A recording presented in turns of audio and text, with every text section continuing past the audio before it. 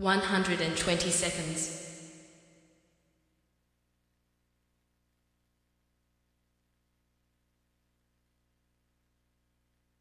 110 seconds.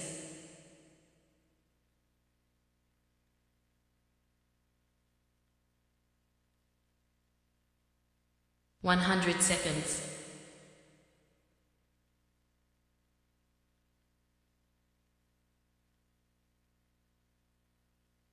90 seconds.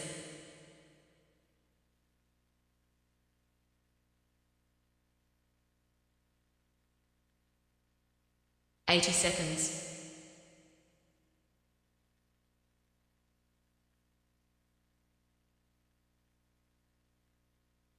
70 seconds.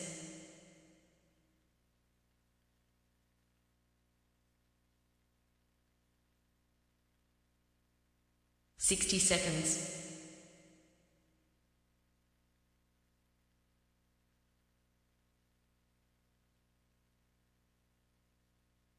50 seconds.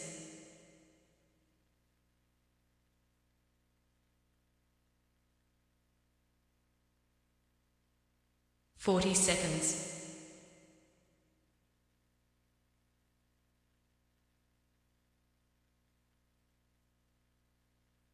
30 seconds.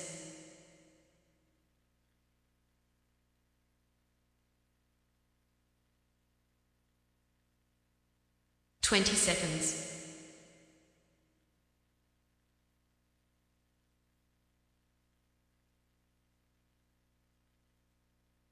10 seconds.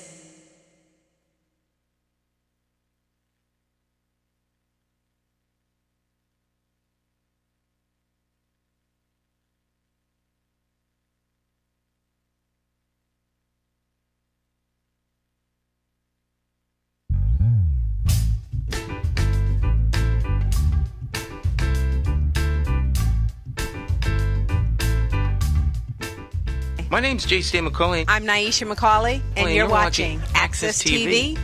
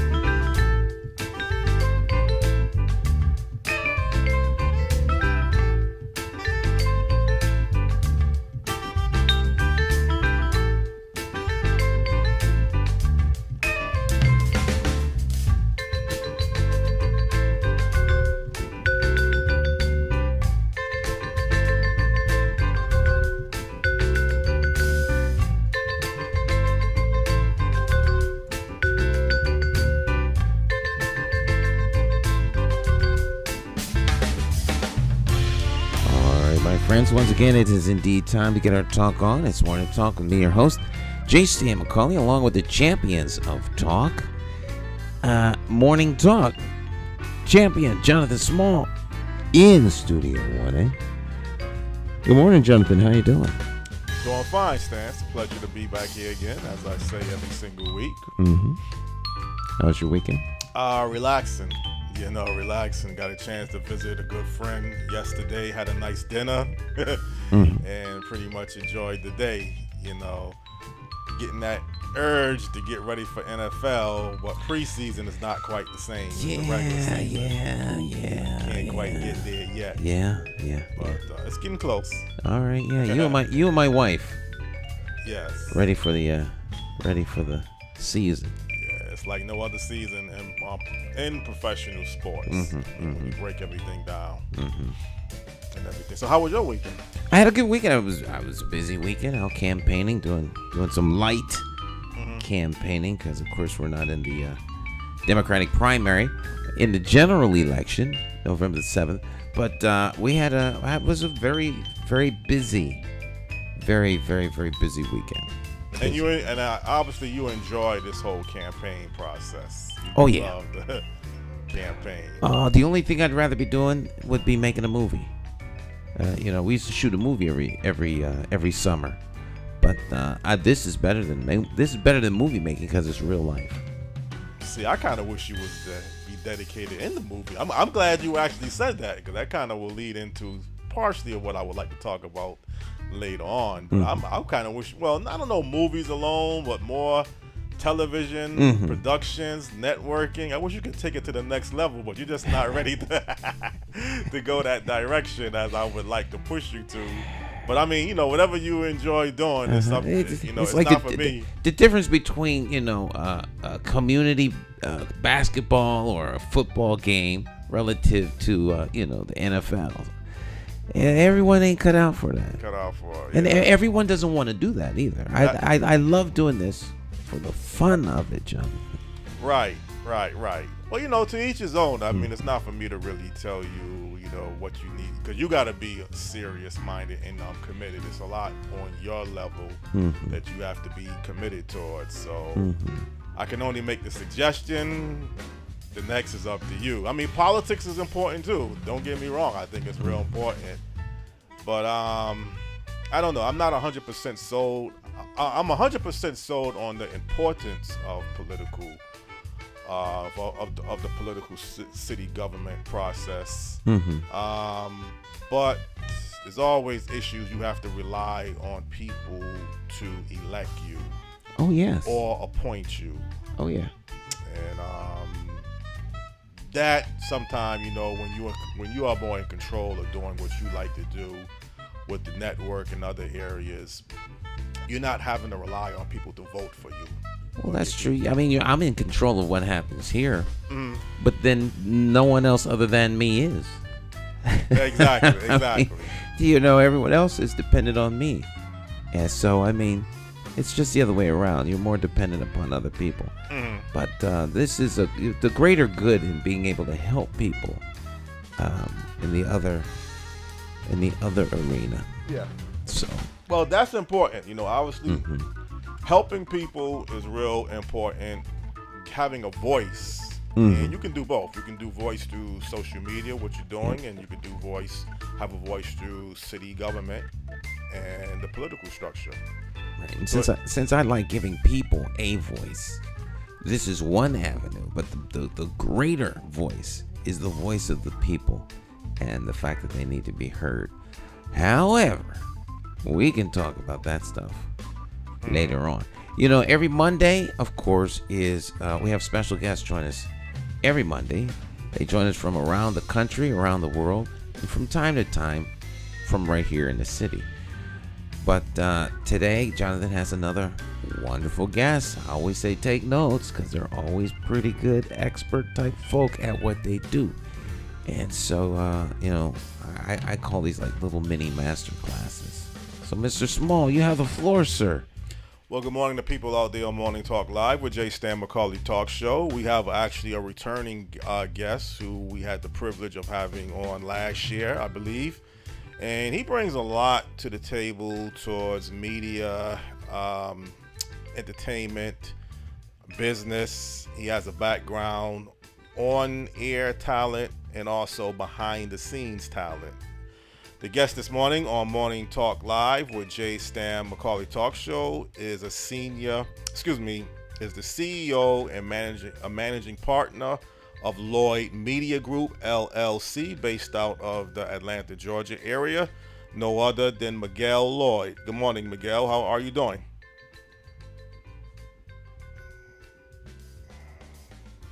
Unmute yourself, sir. Sorry about that. Good morning, guys. How are you this morning? Good morning. Doing fine, and you? As a returning guest, could you kind of let people know a little bit about yourself and background briefly before we get into our main topic of discussion? Sure. Yeah. My company is Lloyd Media Group, and so we handle marketing, communication, needs for my clients, small to mid-sized businesses and enterprises is what we work with. I also serve in a couple other capacities in Atlanta. I'm a vice president of marketing communications for the Atlanta Black Chambers. In those two capacities, I host podcasts for both entities. Life Full Circle Radio is my lifestyle podcast that we host, and then Chamber Live is a program we host for the Atlanta Black Chambers. But I'm very well entrenched in the Atlanta market. Originally from Virginia, Norfolk State University grad, but hold the green and gold. But looking forward to the conversation. Likewise. Miguel, hip hop has been around for 50 years, and a lot of talk of late is towards the celebration of the 50-year anniversary of hip hop. But one estimate is coming out of all of this is indicating that Atlanta is now the hip hop capital of the world. If that is accurate and that's the case, what has kind of made Atlanta now the hip hop capital of the world, in your opinion and our expertise? First thing I would say is just great music. Going back to the early 1990s with LaFace records and them making a commitment to Outkast, and even before that, TLC. And they, I may be mixing up my two, who came first, but chicken or the egg. But TLC being a great R&B group that had Left Eye in there as the rapper of the group. But the Outkast were 100% hip hop. They were unique. It was a sound that most of us, like as I said, I mentioned, I'm from the Mid Atlantic, so I'm from Virginia. But their sound just captivated the market. But let's keep in mind that LaFace was started by L.A. Reid and Babyface, who obviously everyone knows who they are, all the way going back to the deal. And so they were businessmen, and they saw the opportunity. There was great music down here in Atlanta. At that point, it was pretty much just East Coast, West Coast, New York, and L.A. Were the two hubs of music, with a little bit of Miami with Luther Campbell. As we know, there was a situation there, where he took it all to the Supreme Court for freedom of speech. You had a few artists down out of Houston that were making a little noise, but primarily with L.A. and New York before the doors were kicked wide open with the Atlanta scene, and they haven't relinquished that stranglehold since. And obviously, you mentioned LaFace Records company moving or starting in Atlanta. But even before you get to LaFace Records, I mean, if you came along, and I know this is going way, way back, 1973, 1983, I don't think people would look at Atlanta then as so-called a hip-hop mecca. So, again, you give a lot of credit to LaFace Records, but would you also say that the SOS band with their R&B sound coming out of Atlanta should get some credit towards at least putting the city in an R&B level comparable to any other group, in your opinion? Well, sure. SOS Band was amazing. That's not, the state of Georgia. You got James Brown that's from Augusta. This is not a place that's not known for music, right?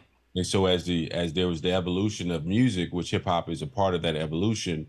But yeah, the SOS Band, this is a major city. Atlanta, is a civil rights icon, MLK and so many other icons, entrepreneurship with people like Herman Russell and some of those going back to Maynard Jackson during his tenure as the mayor of the city. Atlanta's been on the map for a very long time and been very important to Black culture. And so wherever there's Black culture, it's going to be all elements of Black culture. It's going to include food. It's going to include politics. It's going to include music. And so as the evolution happened, as you mentioned, the SOS Band, absolutely. We probably was a lot of sampling from the SOS Band as we got into this thing. But one thing about the South is a little bit known a little bit more early on as in using live instrumentation that early hip hop didn't have access to early on. I think that, New York really showed the initial push was, hey, these kids in New York didn't have access to the money and to the access. They started with turntables. But when we got down south, when you had someone like an LA and Babyface that were behind, stuff probably didn't clear their desk if it didn't have a certain type of sound or feel, instrumentation in their music. And then you saw that from the beginning with people like Outkast and their whole crew, Organized Noise, and the work that they did in the early 90s. But also in the early days of hip hop in Atlanta, I don't think you kind of get the traditional style of, let's say, New York with graffiti, breakdancing.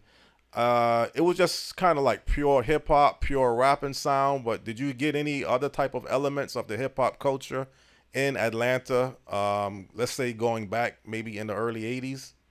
Well, let's for full disclosure, I wasn't in Atlanta in the early 80s, right? Okay. In the 90s I was in Virginia, but from sonically, I love music, and I've been a huge fan of music for many years. Sonically, the South came out very different than New York. It wasn't so much of the break beats. It was more. It was a little bit more almost on a funkadelic level early on, with which some of your audience probably can relate to that. Where sonically there was a lot more going on in the background than it was just a break beat like a Run DMC track that we all love. So they came in with a different sound, but they honored and respected where the culture was coming from, because they were young kids in their early 20s and teens and 20s, and they knew the Run DMCs and the Houdinis and the major artists, because in the hip hop culture, we call it hip hop culture the golden age of hip hop being between 88 and about 93, 94. And so there was a lot of amazing artists, from Biggie Smalls to Big Daddy Kane to Rakim to, I'd be name dropping all day if we were to run them down. But they were primarily from New York and New Jersey. And so once they started to come down south, these Southern kids couldn't sound like they were from New York, as hard as they may try, right? So, there's some famous interactions at the Source Awards, and I think it was about 93, 94, where Outkast had won an award, and it was in New York, and some of the audiences were booing and this, that, and the third, and Andre 3000, who was one of the two members of Outkast, he basically said the South's got something to say, and if you're down here in Atlanta, it created a chip on the shoulder of these artists in Atlanta that they still wear to this day. And I really believe that was part of the reason why they just took a stranglehold. And the other part of it is that the difference between the way these guys were building their businesses in Atlanta as a comparison to New York is that a lot of these folks, because they weren't getting these record deals that some of the New York cats were getting, they were doing this stuff independently. So from a business standpoint, from an entrepreneurial standpoint, they had to do it. They had to hustle a little bit harder, not only in New York, but in New Orleans and in Miami and some of the cities down south. And so they were making a lot of money early, probably earlier than some of the New York artists were making better money. Lloyd, should Atlanta get credit? Should Atlanta gets the credit for, let's say, creating Southern hip hop, or were there any other particular cities that you think should get the credit? I mean, who should actually get the credit? Like up here in the Northeast, people classify hip hop coming from the South Bronx. Would it be fair to say that Southern hip hop came from Atlanta, or did it come from some other particular place in the Southeast? Well, Miami would have something to say about that. Luther Campbell and Two Live Crew were out in the late 80s, and they had a different sound that has influenced Miami. I mean, it influenced Atlanta as well early on, which is a different style of hip hop. The beats are much faster. There's a lot more dancing. A little bit raunchier, which is going back to see Dolores Tucker and some of the early civil rights icons and politicians who were fighting against it. If you don't remember, Two Live Crew and Luther Campbell went all the way to the Supreme Court to fight for freedom of speech when they were doing their music in the late 80s. So I would say the reason why Atlanta probably gets more credit is that Atlanta hip hop has been more relatively mainstream. Let's not forget Atlanta is really the center point, transportation-wise, commerce-wise, of the South. Everything comes through Atlanta. So and since the '96 Olympics, it's been a place everybody wants to live. Relatively, right? So you have a lot of Atlanta music that are influenced, or even consumers like myself who are not native Atlantans, who have brought their style and their love of the culture. And it's kind of made a little bit of a blend of the culture. But rest assured, the T.I.s and the Jeezys and the Migos and some of those current artists, they're 100% ATL. and they're proud to wear that badge every day, all day. Now, again, when Atlanta gets credit right now as being the number one hip hop destination in the world, would that be, let's say, on talent, combination of other factors of, let's say, the majority of your studios, other events, awards? I mean, what kind of would you say makes Atlanta being classified as the number one hip hop city in the world? Well, talent, sure. Everybody has their own brand of hip hop that they love. I'm a East Coast golden age of hip hop type of guy.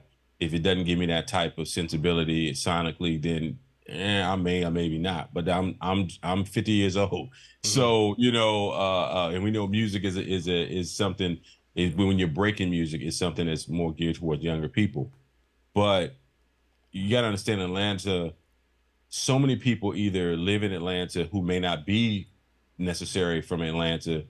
And so then you also have, as we see in all of entertainment right now, there's such entrepreneurship, and the focus on entrepreneurship is something that the state of Georgia has become a great place for Black people to come down here and do really well. In comparison to a home that may be 5 bedrooms in Atlanta that you'll find on every block, and the prices are starting to get a little bit more up there, but a 5-bedroom house in New York is not going to happen, unless you get out, I'm assuming, out into the Long Island or further outside of the city. In Atlanta, in every community in the Atlanta market, because keeping in mind that people who are not familiar with the city of Atlanta is only about 600,000 people, but the metro is close to 6 million. Most people don't live in the city. So, you have so many areas in all these different counties to really live a certain lifestyle that you want to live, which means that people who may not have been here, their parents moved here in the 80s or 90s, and now they claim New York, but they may be from the Caribbean. Their family roots may be from the Caribbean, or their family roots may be from up north. And so now you're having a lot of talent that's being really concentrated in this area. But then, like I said, entrepreneurship is, there's a lot of market. There's a lot of the BETs of the world, revolts, and everybody has Aspire. There's so many different Black media companies that have their foothold in this market, and so it's pretty easy to get access to a lot of people you need to know.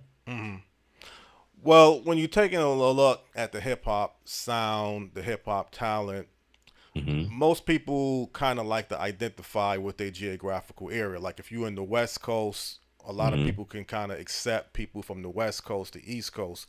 But when you have a rapper, let's say as a comparison, like Ice Cube, Ice Cube's sound and style was well accepted in the East Coast. He could merge and rap with East Coast rappers and kind of blend right in. And I think, to me, Jermaine Dupri might be one of the few Atlanta rappers born and raised that can kind of blend in with the New York sound. I mean, he has collaborated and did a rap sound with Jay-Z. He started off, let's say, as a dancer with Houdini. Correct. So he kind of has a uniqueness to him that, yes, he is a traditional Southern hip-hop rapper, producer, but he also has a sound that can kind of blend in up with the other parts of the country, particular New York. Is he kind of a unique artist at that level, or are there any other artists in Atlanta that can kind of blend in with a different type of sound? Well, let's and I'm glad you brought up Jermaine Dupri, because Jermaine Dupri, I gave a lot of credit to LaFace, but So Def is celebrating 30 years as well. They've got a huge music festival. So Def is Jermaine Dupri's label. Jermaine Dupri is relatively the king of Atlanta hip hop. Where LaFace has, and I don't even know if LaFace Records is still around. I don't think it is. I think they all got absorbed into Arista. So Def is still around. Jermaine Dupri, as you mentioned early on, was his people. Michael Malden, who was his father, is a longtime music promoter and executive. So he already had roots in the industry.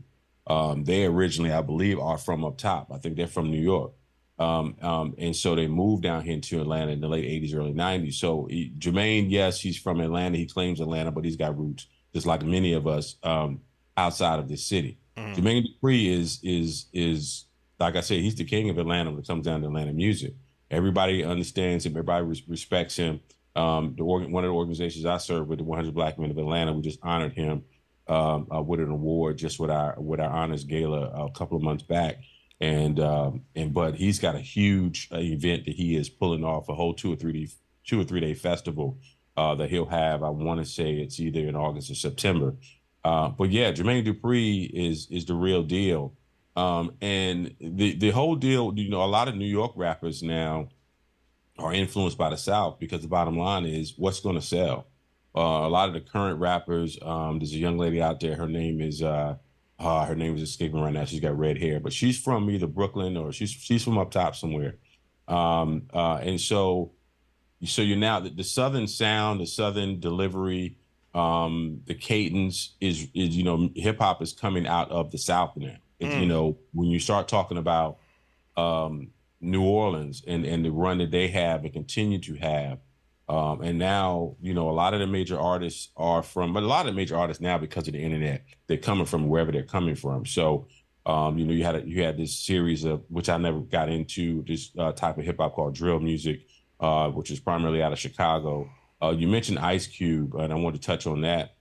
Ice Cube, when NWA first hit the scene in the late 80s, it was a shock to the system because most of us on the East Coast, we didn't know anything about LA culture. And in LA culture and the NWA and the music that they presented to us talked about the gang life, talked about the things that in the cadence and the delivery was everything. Ice Cube actually, when you had Dr. Dre and you had Eazy-E, who were two key members of NWA, Dr. Dre being the producer who is now, you know, basically a billionaire off of his music and his product sales. Ice Cube wrote a lot of the lyrics for those two artists early on because that wasn't their primary responsibility in the group. But when Ice Cube left NWA in the early 90s, his producer was the Bomb Squad, which was the same producers who produced Public Enemy. So that was part of the reason why many of us who were Public Enemy fans immediately gravitated to Ice Cube, not only because he was super talented, but then sonically he sounded like Public Enemy, which many of us love PE growing up on the East Coast. So, and then he started to gravitate back to his sound on West Coast, probably by the mid 90s, and he's kind of been there ever since. But yeah, Ice Cube, you know, from the standpoint, the whole East Coast, West Coast, when you go back to, you know, the tragic loss of Tupac Shakur and the Notorious B.I.G. in the mid 90s, we started to see the coast, those regional, the vitriol and how rough it was with the coast kind of started to wane. Now there's still huge parts of the business which are about building beef. 50 Cent built his career off of just who he could beef with today. And that's still part of the game. But for the most part, the East Coast, West Coast stuff is, and the different regional stuff is competitive, but it's not like it's what drives the culture. People just love what they love. Exactly. Stan, let me kind of bring you into this conversation as a business person, and let's say this is as a business question.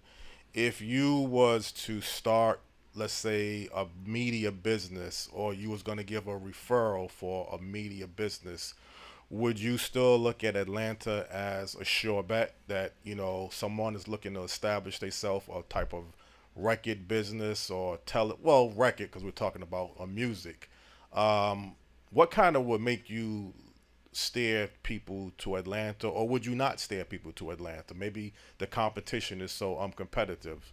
Could you kind of just elaborate on what you would recommend and refer?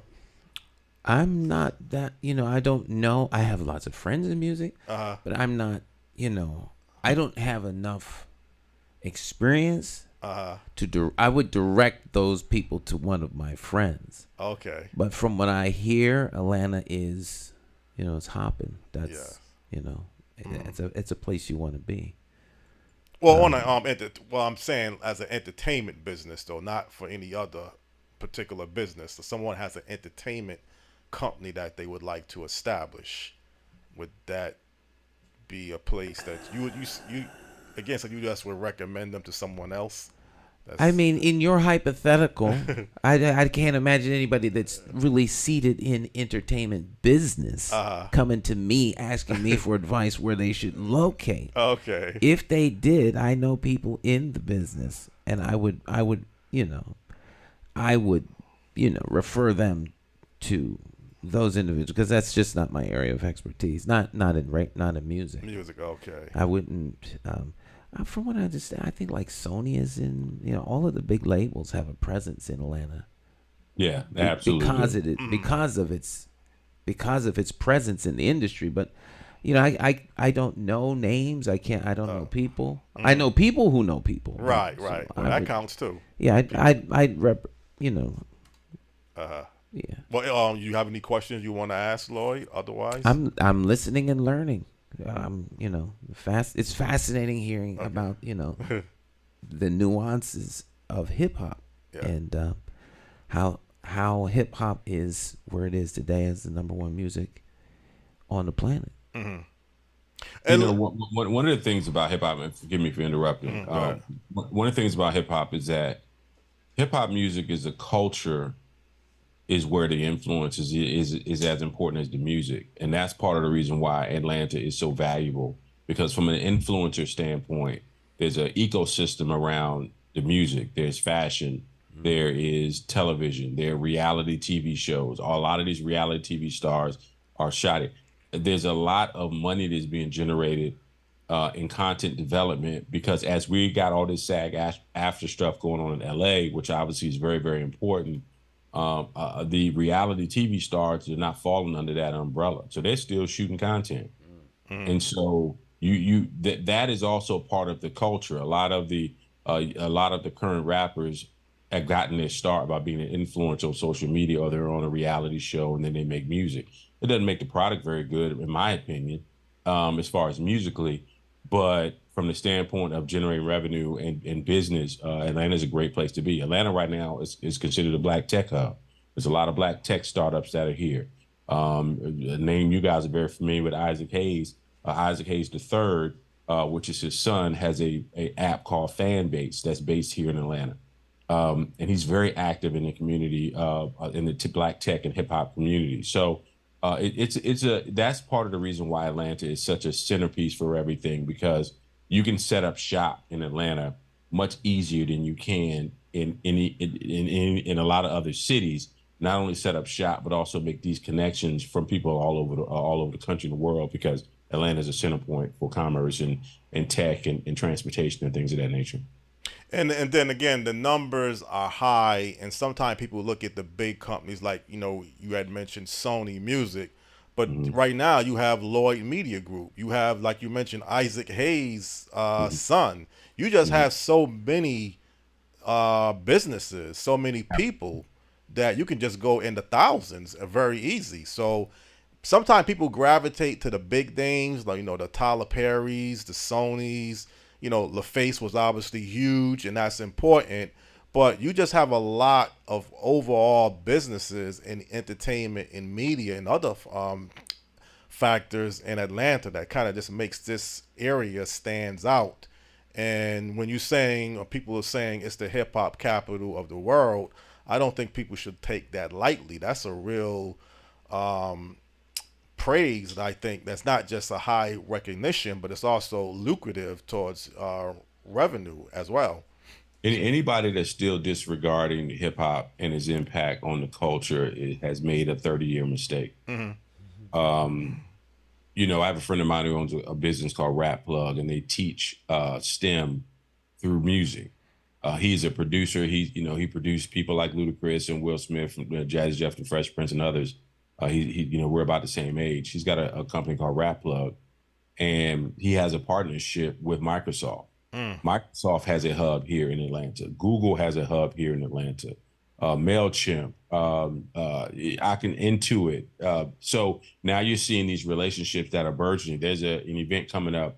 It might be the end of this week. I happen to be out of town, so I'll miss it, but called Invest Fest, which is being produced by an organization called Earn Your Leisure, which does a lot of content on social media.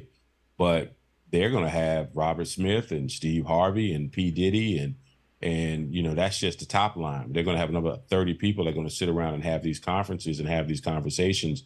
And that is largely driven, as I mentioned, P. Diddy, and others that are driven by the hip hop community. And what you're starting to see, that, like I said, the Steve Harveys, the Robert Smiths, these other corporations that are saying, we want to be a part of that. 30 years ago, there's a hip hop and R&B festival coming up called One Music Fest. It'll be in October. It'll be headlined by Kendrick Lamar and Janet Jackson. Who would have thought 30 years ago Janet Jackson would be headlining what would be considered a hip hop event? But that's the music, hip hop, the culture of it is just driving how things are moving in the Black community right now. And so if folks aren't paying attention to that and finding ways to attach themselves from a commerce standpoint, I suggest that you kind of think twice about strategy. Mm. And obviously the people down in Atlanta, when you have these festivals and you have these shows and you have these events, it's drawing high numbers of people. It's not just like a small crowd of people, like some type of picnic atmosphere. It's a real huge event. And I think sometimes people may not realize that. This event will be at Piedmont Park, which is a major park in downtown Atlanta. And they'll have 3 separate stages. And it'll easily be 250,000 people that'll probably come through there over the course of a weekend. It'll be massive. Mm. Now, would you say in Atlanta, because sometimes people might get it confused, people think the television and film industry kind of set the stage. But I think if you really look at it, and technically with Jimmy Carter, when he was governor, he did establish the film operation in the state of Georgia. And you had movies that was being made in Georgia. But if you really look at what kind of put the entertainment sector on the map, particularly with this LaFace record label that was based out of Atlanta, would you say the music is really the creation of really putting Atlanta on an entertainment level as a first start? Probably in Black culture, sure. Black, okay. If you watch, and like I was one of those kind of nerdy kids as a kid, 8 years old, and I used to read the credits when I was 8. If you look at the credits of a lot of content that's being developed now, you'll see that Georgia peach at the end of a lot of content. And why that is that there's some amazing tax credits here in the state of Georgia.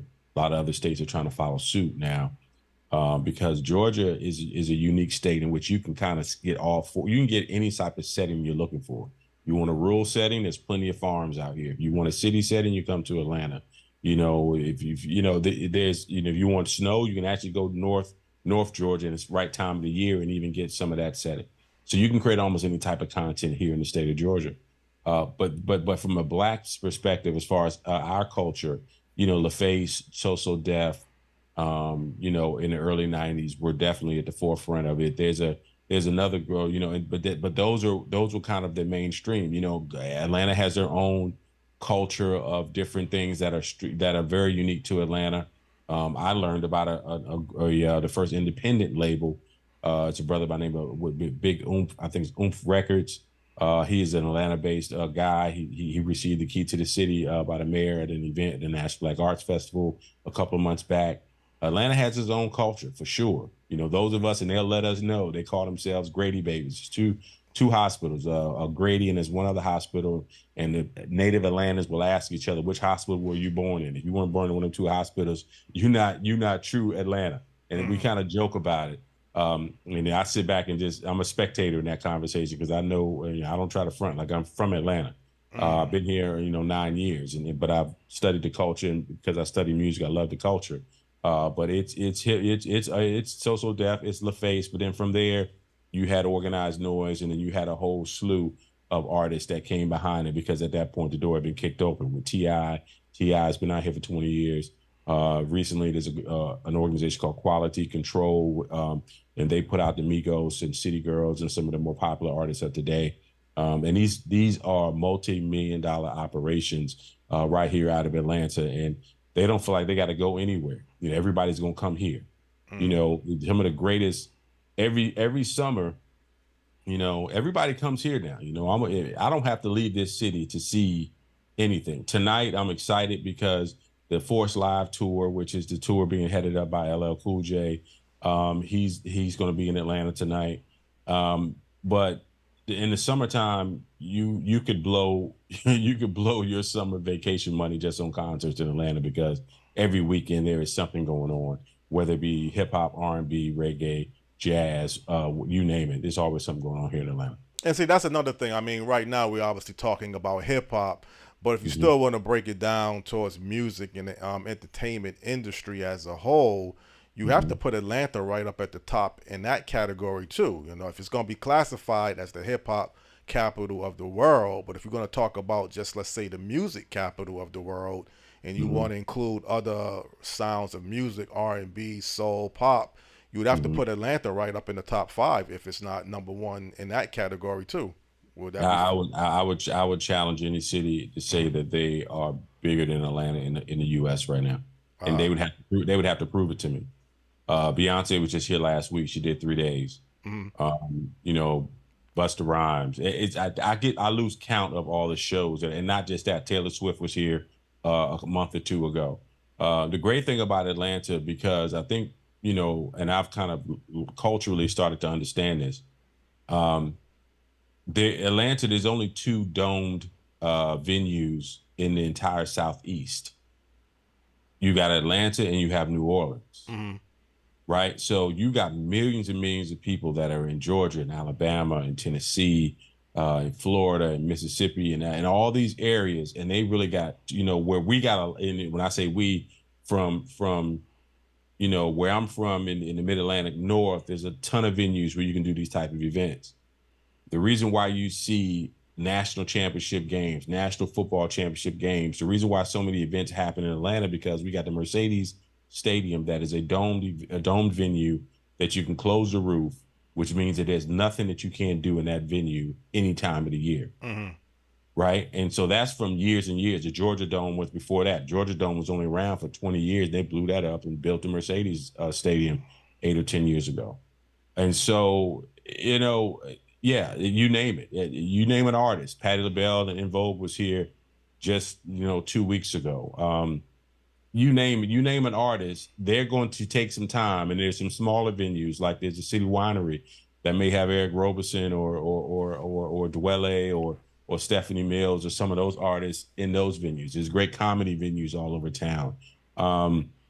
There's 3 or 4 amphitheaters that are around. There's a new one on the south side of the city, brand new amphitheater. There's 2 or 3. There's Chastain Park that is in a neighborhood that's owned by an HOA that is a very well-known venue in the area. So yeah, it's Atlanta. And many artists, once they get down here, they realize, like, oh wow, I'm living in, you know, in whatever I'm living in New York, and I'm paying 3 times as much as I can get this 5-bedroom house, hit the airport, and go wherever I want in the world. Okay, a lot of them have relocated down here. You know, Jill Scott lived down here for a while. I know she still lives down here now. I'm on the south side of town. Chris Tucker and Shaq and Rick Ross and all these folks, because they can get acreage, they can get land, and they can really live great lives. And you know, the airport is right up the street. There's plenty of private airports, and so Atlanta has been like this for a while, you know, and unfortunately, unfortunately is what it is. People from up top, you know, you kind of learn about it, but it's been going on for over 30 years. Exactly. Well, I think the 90s really stands out. I mean, I just think if you ask someone in the beginning stages of hip hop, would Atlanta be the number 1 hip? And I guess that's hypothetical because you're talking 50 years ago and it was just being introduced. So that's not really a good, fair equation to speculate 50 years from now. Why would New York, the birthplace of hip hop, no longer be the hip hop capital of the world? But I think another thing people say about Atlanta comparable to New York is you have somewhat of a friendly competition. I know it could be cutthroat. You got some issues with trap music and things on that level towards the negative side. But you don't get like the infighting. People say what kind of hurt New York towards their stage of a hip hop present was they had a lot of internal issues. It wasn't so much an external factor. But would it be fair to say Atlanta, you just have that, you have a very saturated market. There's no doubt about that. But you still have a lot of room to still grow and add your talent base there. And people seem to help people. I mean, I don't know if that's the case in every sector, but it seems like to me, man, just even with this referral to you with the Atlanta Black Chamber of Commerce, y'all seem to work somewhat as a good team towards the whole big picture of making your city a real entertainment destination. Well, I think that you're right in that regard. With the chamber, that's what we do. We network and we build together. Mm-hmm. Uh, but it's an amalgamation of everything. It's commerce, it's entertainment, it's entrepreneurship, it's politics. The politicians down here in Atlanta, they have, it's all relative, but they have some pretty good influence, especially in the city. The city of Atlanta has had consecutively a black mayor as long as hip hop has been around. So there's always been black leadership, and there's always the city of Atlanta continues to flourish. And so, I think that's the business side, that's the culture side of it. New York, as I'm assuming you are a native New Yorker, I can hear it in your voice. You guys are unique, man. And no matter where you go, you're going to be New York. Yeah. 2 doors down from me, I got a retired New York firefighter, and he ain't been in New York in God knows how long, but he's still New York. And so I find that, I accept people however way they come. People in the South, as you know, New Yorkers, you guys, have a certain way of saying it's New York or nothing, right? It's Brooklyn, it's Harlem, it's whatever. You get outside of the city, and a lot of people use that as a chip on their shoulder, and it happened in the music industry, right? Now you're battling not just Atlanta, but you're battling the entire southern region of this country. Because all these people that we think from Atlanta, they ain't from Atlanta. They might be from Alabama, they might be from Mississippi, they might be from Florida. They come to Atlanta because that's where they get put on. So now it's not just that you're battling for the attention of the market. Now we get into what the industry promotes. That's a whole different conversation, because there's a lot of talent that does not get the shine that it should get because it doesn't sound like the Southern hip hop, which is now du jour, is what everybody loves. And then you start to get into, we start getting into education levels and things of that nature. That's a different conversation based a little bit more on opinion. But I think there's been a dumbing down relatively of the industry for a while, where a lot of the better talent, from my perspective, because I like a little more intellectual hip hop, I like some nuances, I like wordplay, I like things that are a little bit more deep than just people just saying the same 6 words over and over again. Because now you have a situation with social media where we would listen to a 4 or 5 minute song that would go through development. These current artists are really just singing hooks, and then when they sing these hooks, that's what gets them attention. I always say back when we had this run in the last 5 years or so with Bruno Mars. Bruno Mars' popularity was based on the fact that it was music that we weren't getting from anybody else. It was an old school funk R&B feel that the industry said that we're not promoting that. But here comes this kid from Hawaii that has tremendous talent, sounding just like The Time and sounding just like R&B groups of the 70s and 80s. And they all like, oh, this is amazing. Where'd this come from? Where'd this come from? Yeah.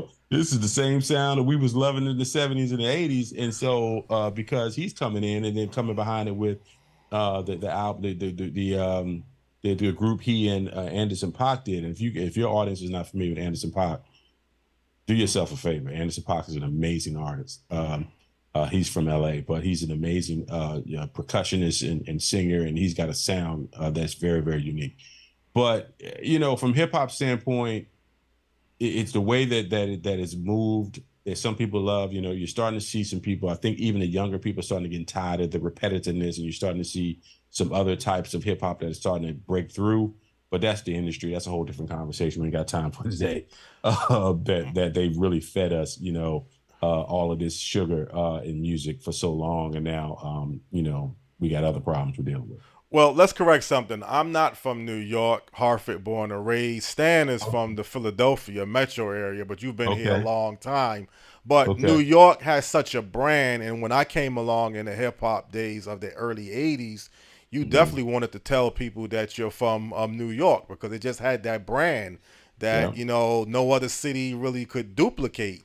And I think Atlanta's kind of almost done the same thing. You know, you could be, like you say, 100 miles from Atlanta, but you're going to tell people that you're from Atlanta because it has that brand name.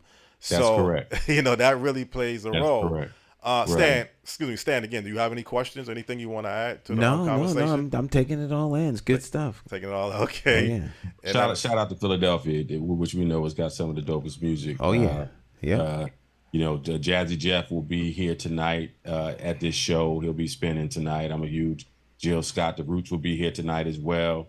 There'll be the house band for LL. So this show's gonna be amazing tonight. But even the hip hop of the '90s coming out of Philly, you know, that was Philly and Chicago, and then of course Queens with Tribe Called Quest and those artists. You know, those are my everyday still. Right. And you come from the Norfolk, Virginia area, and that Correct. part. Okay. I'm from Hampton, went to Norfolk State. Correct. Norfolk State, exactly. Mm-hmm. Well, again, when you get into hip hop, I mean, you have a business. Let's say Lloyd Media Group. What is more of the benefit of having your business in Atlanta comparable to another city or state outside of Atlanta? What kind of gives Atlanta somewhat, or what kind of gives your business, let's say, somewhat of an advantage of being in Atlanta comparable to another place in Georgia? Well, obviously in the state of Georgia, you really have, you have Atlanta, you have Savannah. Other than that, most of the cities are much smaller. You know, you're talking, under 200,000 to 300,000 people in those other markets. So that, they're small. You know, you have the Augustas and the Columbuses and different smaller cities. Where I live in the state of Georgia, Atlanta is the Mecca. It's all roads lead to Atlanta. I think entrepreneurship is welcomed in this city, in this state. Black entrepreneurship is welcomed in this city and in this state. There's 159 counties in the state of Georgia, which means that which the county system is something I learned as I moved down here. You know, if you go from one city or one county to the next, there could be new opportunities that, if you live in New York with whatever is 10, 11 million people, you got one police department you can go to try to go earn a contract. Who knows the politics you got to go through to get that. There are 30 some odd counties in the Atlanta metro. If I can get a contract from Clayton County, maybe I can go to Henry County, or maybe I can go to Fulton County, or maybe I can go to Coweta County. There's a lot more opportunity in that regard, and there's different leadership, and there's more opportunities to do that. There's tax credits here that are well. The community, and don't get me wrong, it ain't easy. It's not easy.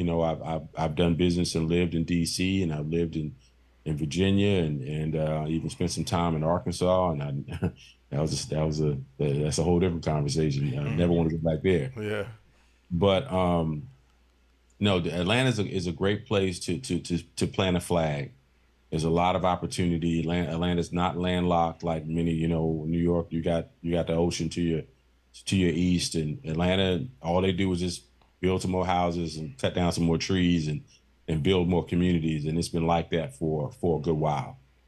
So Atlanta's worked for me and my family up to this point. And I think another thing is that, because I think LaFace Records is no longer in operations in Atlanta. Technically, there may be a satellite office or something on that level, but I think the city can withstand a loss of a business or a company like that. And even, let's just say this is a missed opportunity. I think I just heard that the deal that Tyler Perry was working on towards buying BET and VH1 is not going to happen. Right. But it's like you don't even miss that because you have him growing and developing at such a high level. And I guess that would have been a great addition, to his company and to the city of Atlanta. But it's like you don't really miss that because you got so much other talent in my businesses there. I talked about this in my podcast last night. That BET deal, everything is for sale eventually. We'll figure out, it'll probably go back up for sale soon. But to your point, Tyler Perry's got a studio that he purchased from the state of Georgia that used to be an Army base. And he's shot movies, everything from Wakanda to Marvel movies have rented his space to shoot their movies. Tyler Perry is good. He ain't got to worry about, that was going to be another acquisition that would have been another feather in his cap. And I'm pretty sure there's some money to be made there. But so much content is now going to streaming services. There's so many different ways to get this stuff done. Tyler went from doing his stuff independently for years, and then he had a deal with OWN. And after he left his deal with OWN, then he came over here to BET and BET Plus, where a lot of his content is now. He had a deal with Turner for a while, which is also based here. So you start talking about a Warner. It used to be Turner, now it's Warner, and they own HBO and Max and all of them. He had a deal with them before that merger. So there's so much more going on here in Atlanta besides, what a lot of us as Black folks, we kind of focus on the music. Mm-hmm. It's the ancillary services that are around that I really try to encourage our community to look at. I ain't a rapper. Right. I'm not Jay-Z, but I can produce, me and my folks, we produce content, videos, and all different types of programming. I can do that all day. But what happens on a lot of these sets, you'll go on these sets and you'll see the big hip hop artists is up there performing, and it's nothing but white folks that's doing all the services around it. They're the producers, they're the caterers, they're doing everything around it. I'm like, okay, is that because we can't do the work, or maybe we're not even pursuing those opportunities because we're not in front of the camera? We think there's nothing else to do. There's a whole industry of people who have been doing this work and built careers, and they've worked with artists that are no longer in the business, but they're still in the business. So we as Black folks got to also look at the other opportunity to connect themselves in the entertainment industry and make a great living.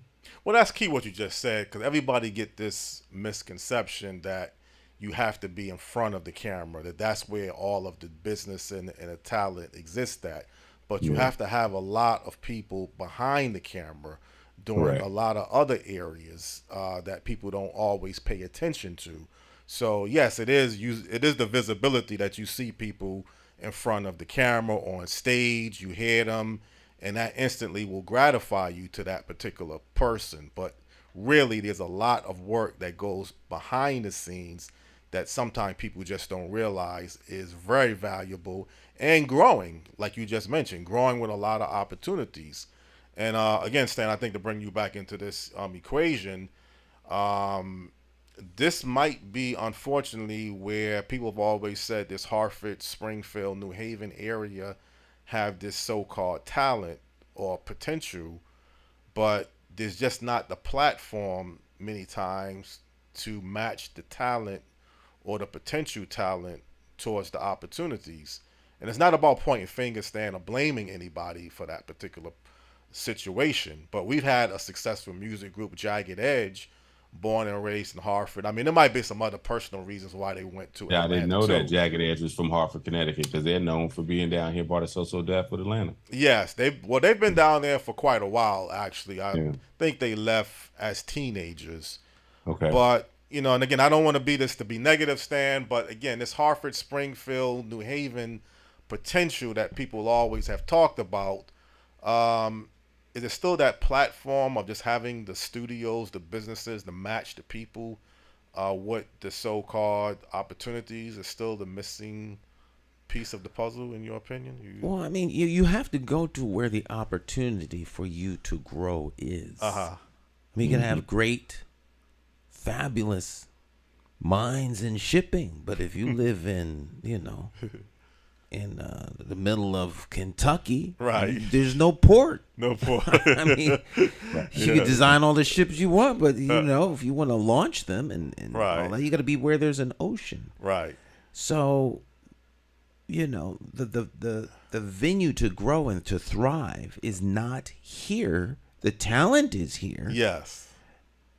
So you have to go somewhere else. But excuse me, that's what people were saying about Atlanta in the 70s and the 80s, that they had the talent.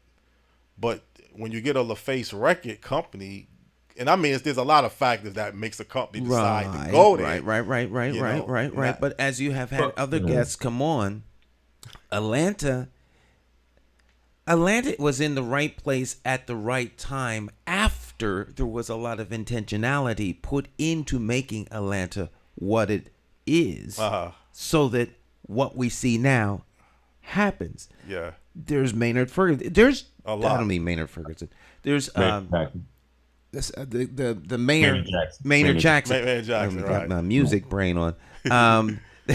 There's Maynard Jackson. You know, the bold steps that he took and the bench that he built of leadership that is so impactful that today you still have black leaders running the city. Right. Those things don't happen in a vacuum. Yeah. And that's not happening here. And so, you know, you could Atlanta is unique. Unique. Yeah, I think that's the best word. And the people that are there understand what they have and they groom it, grow it. That's intentional. Mm-hmm.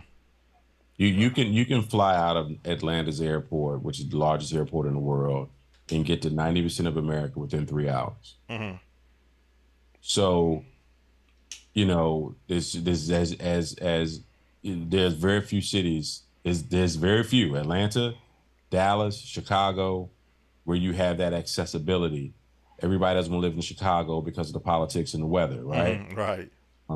You know, Dallas is also a burgeoning hub, not so much in music, but in a lot of pretty much everything else.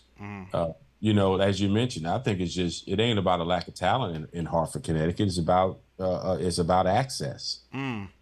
You know, and as you mentioned, you know, I'm not sure. Here's the thing. I didn't know that Jagged Edge was from Hartford because I associate them with So Def in Atlanta, and they've been down here for a long time.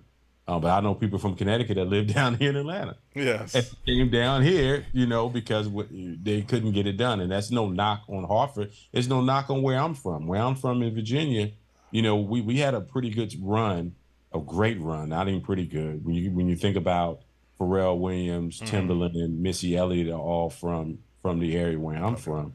And there's some other ones that are great producers and great people in the industry at Hampton University. Some of the most important people in the radio business are graduates of Hampton. Some of the most important people in the record business are graduates of Norfolk State that are doing great things. But it's just proximity, and you can't get it done sometimes where you're from, you know, and that's okay. That's okay. Atlanta's taking great advantage of that. They've seen people come into this market, and they've made this community very welcoming for the entertainment industry, and it's flourished over the last 30 years. You know, that's a great way to end this segment. But I do want to ask you. I do want to ask you this one question. Probably other than, let's say, Nashville for country western music with their studio operation, there's really no. Would it be fair to say there's really no close second? I know Miami has a huge music scene down there as well, so maybe it is a close second. But other than maybe, let's say, Miami or Nashville, people say Houston really, but I don't think Houston has the music scene like Atlanta has. You really don't have much of a competition, or is it more competition growing that people may not be aware of? Well, you know, to that point, I'm not as much in the industry per se as far, but I know there are a lot of studios here. There's a lot of studios in people's houses. Right. That, you know, we're in a day and age where you don't have to necessarily have the foam on the walls, and, you know, the microphones are dynamic now, and people are doing what they have to do. But ultimately, to your point, yes, Nashville is known as being a mecca for country music. Atlanta is known as a mecca for being R&B and hip hop. But Miami is, you know, they got their thing in Florida. You got DJ Khaled, who's huge. Anytime he decides to put anything out, it's going to be very well received. But you have Sean Diddy Combs, who's, you know, he's so New York, he's so Harlem. Revolt TV is right here in Atlanta, Georgia, downtown. You know, and the real estate that he got here in Atlanta, he can't get that in New York at that price. Right. So that's the thing about Georgia and about Atlanta. When you start to look at what this same access would be in New York or LA, they can't beat it. It's too much real estate. It's too cheap in comparison to other major markets, and they can go live wherever they want to live. We're on Zoom right now, and you can have all the meetings you need to have. And the culture of our business communities that we used to have these type of conversations all day, every day. So that's business is still getting done. But the hubs happen to be in Atlanta for a lot of industries right now. When you start to see Microsoft building a whole big building, you know, they didn't just come down here and just lease out some space. They built a building here in downtown Atlanta. Google put their name on a huge story building. And if you look at the skyline of Atlanta, if you do a Google search and see what industries have major footprints in Atlanta, from fintech to IT, to the Googles, to the entertainment space, everybody's got a footprint in Atlanta, and there's a reason for that.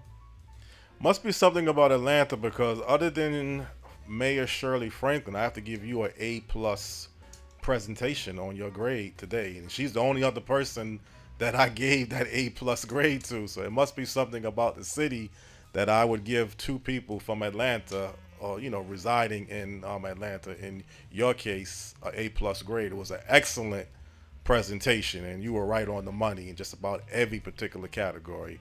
And I really appreciate your ability to come on. And I have to give the Atlanta Black Chamber of Commerce, Melvin Coleman, a great referral for you being a special guest this morning. I appreciate that, and you put me in category with Shirley Franklin. That's special, rarefied air, former mayor of this city. So much respect. I appreciate you guys giving me the time, and I'm glad I was able to contribute something to your conversation. Our pleasure. Long live hip hop! Happy 50th anniversary hip hop. Okay, thank you. Our pleasure. All right. God bless you, brother, and thank you for taking time out of your schedule this morning. No problem. Thank you for having me. God bless. Okay. All right, Jonathan. Yes. 50-year anniversary of hip hop. I wanted to do another hip hop show, and this just fell right into the category, talking about which has been recognized as the #1 hip hop capital of the world. And everybody can't be #1, Stan. You got to have a number 2, 3, 4, 5, 6, 7, 8, 9, 10. So there can only be one. Right. Number one. Yeah. #1 doesn't share its space with anything. Exactly. So let's just say AccessTV.org network is #1 in Hartford for social media. I mean, you got to sometimes select certain categories, and what you've been doing with this network, for a long length of time, unless there's other social media networks in Hartford that's really on this level that has the consistency. Let's give your network being rated as #1 as well. Well, I appreciate that, Jonathan. Yes. But again, your mentality, and you're driven right now with this campaign, though. So businesses and media, you want to keep it. Because you have to obviously stay grounded and stay focused. You have a real important task ahead of you. So. Well, I love doing this. And I love doing this, so it is what I love to do. Yes. If somebody comes by here with $1 million, we'll spin this sucker up. We'll spin it up and turn it into whatever, But I'm good, so I'm not looking to do that. Right. But if somebody has $1 million and want to come by here and sit down, and we'll put together a strategy and a plan, and we can make magic happen. But there's other ways to make magic happen besides this. So we explore those things as well. Exactly. All right. Morning Talk. Don't go anywhere. We will be right back. Jonathan Small, J. Stan McCauley. Morning Talk live.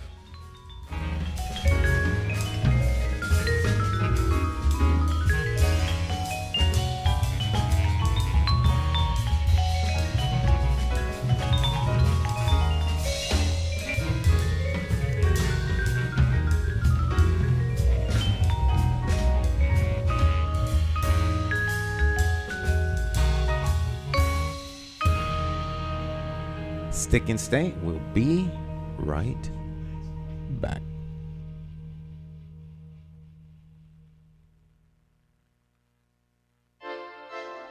Hey, Hartford, Connecticut, I'm talking to you. We got to get out and vote. Vote for Stan McCauley. It's our time. We got to rise up and take it back. Vote for Stan McCauley. Vote for Stan. You gotta vote for Stan McCauley. Vote for Stan. Vote for Stan.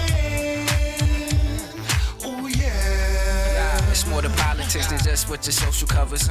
And it ain't somewhere written down in bold letters. Don't just take my word for it, do your research. Think of your future, look at your bigger picture. Shooting tie, clean up, unity for the righteous. Plotting on action, hands on access.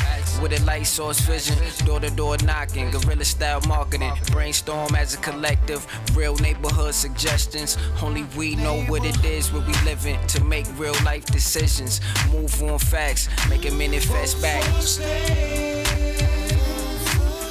You gotta vote for Stan McCauley. Vote for Stan. Vote for Stan. Vote for Stan. Oh yeah. Look at your city. Stop. Take a look around. Is opportunity flow into your house? Are you working? Wait, can you save some money? And is your neighborhood safe? Or is it a homicide every night?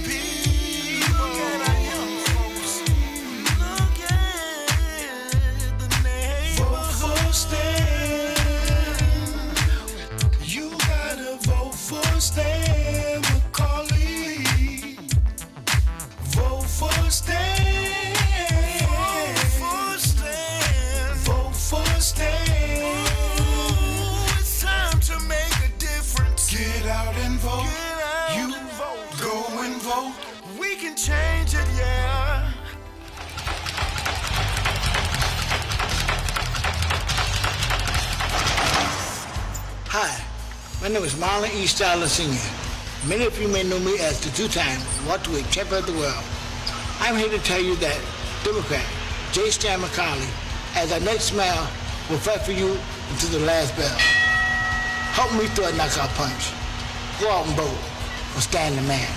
My name is J. Stan McCauley, and I approve this message.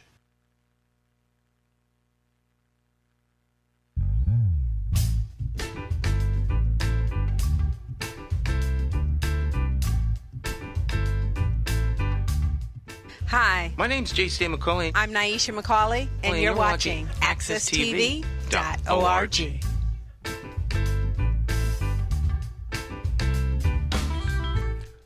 Okay, welcome back. J. Stan McCauley along with Jonathan Small in Studio 1A. All right, great interview. A lot to learn about the great city of Atlanta. Yeah, I mean, again, it was designed to be about hip hop, and you know, we had Tyrone Fly Williams on earlier during the year, and he talked about the beginning stages of hip hop, starting in New York and how they played a role. But I wanted to do something a little bit different, and obviously talk about what's being classified as the #1 city of hip hop. And we talked about other things with Miguel beyond just the hip-hop music landscape. And I think when it was stated that, you know, everything just can't be duplicated, you know, you can strive for it, but I think businesses, we can do a little bit better. It's not even easy there neither. You know, most businesses, they claim new businesses fail within the first 5 years. So you got the potential to try and put the effort out. You're gonna run for mayor. You know, other people running for mayor. It's only gonna be one person elected. Businesses, I think, could be a little bit different, Stan, because businesses, you can merge sometime with partnership. You don't have to always go into business by yourself.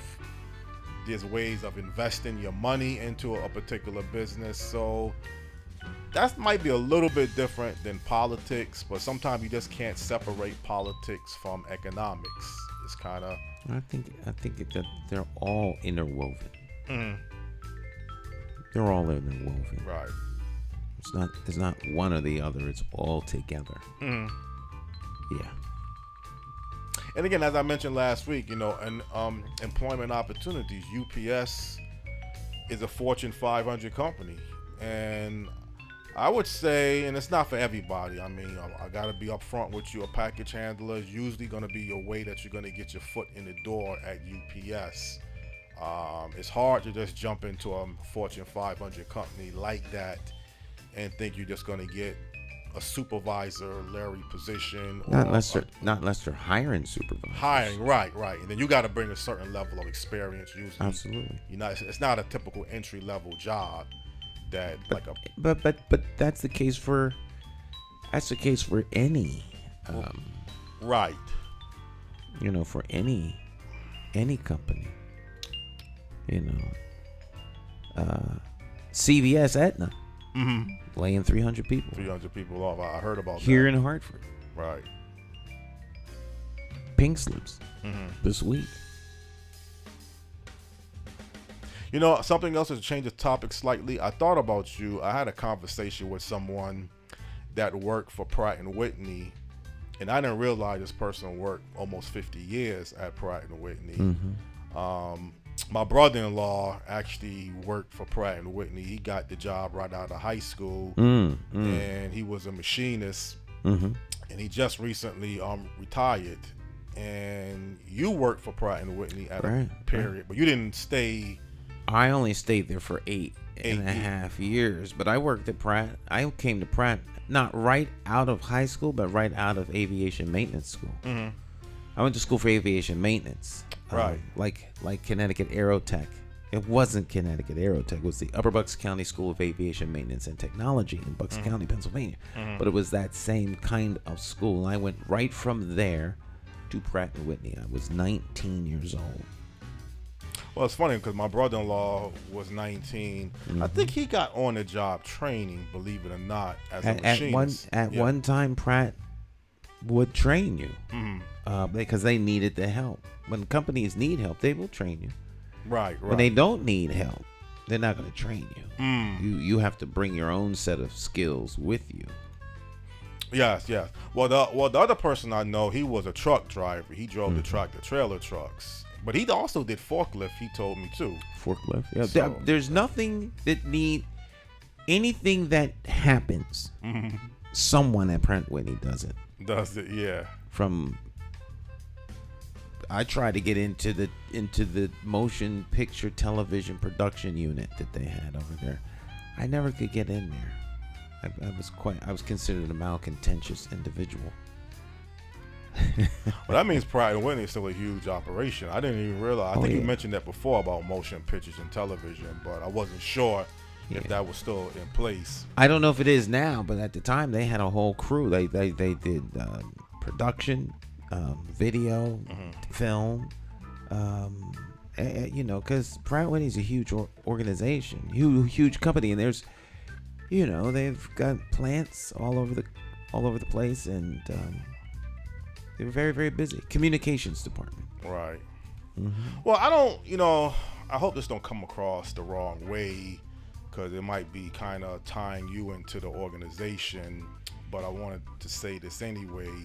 I know the Greater Hartford African American Alliance, by you being the president, you are a voice towards a lot of different important issues, and you would have some influence as the president of the Greater Hartford African American Alliance. That organization, the late Dr. Kuba Asagai had issues with in the past. This lady that passed away, Michelle Brown, used to be the president. She was heavily emphasizing minority contracting participation. As the president, do you see one or a few big issues that you would like to push continuously going forward? I think the sewer and water issue is one big issue. Well, we have been pushing the sewer that and water issue. right.